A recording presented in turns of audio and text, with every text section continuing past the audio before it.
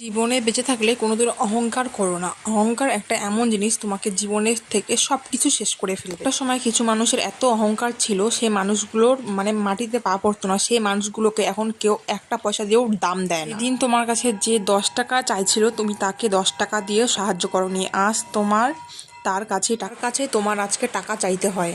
পকেটে যদি টাকা না থাকে, তোমাকে কেউ দাম দেবে না।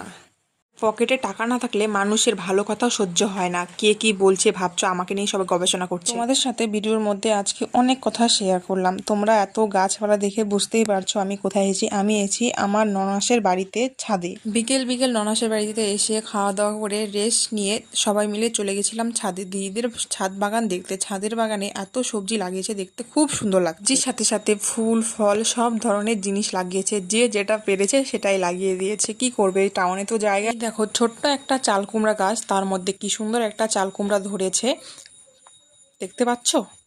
চাল কুমড়ো গাছ, মিষ্টি কুমড়ো গাছ, করলা গাছ, পুঁই শাক গাছ, যা পেরেছে সব কিছু লাগিয়েছে। আর গাছগুলো খুব সুন্দর হয়েছে। দিদিদের ছাদ বাগানটা একবার তোমাদের সাথে ঘুরে দেখাই।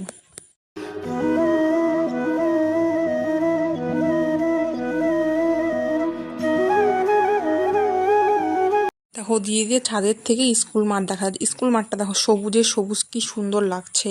এখানে বিকেল হলে বাচ্চারা খেলাধুলা করে। দিদিদের ছাদ বাগানটি দেখে কেমন লাগলো কমেন্টে জানিও। আর ভিডিওটি আজকে এতটুকুই, দেখা হচ্ছে অন্য কোনো ভিডিও। টাটা।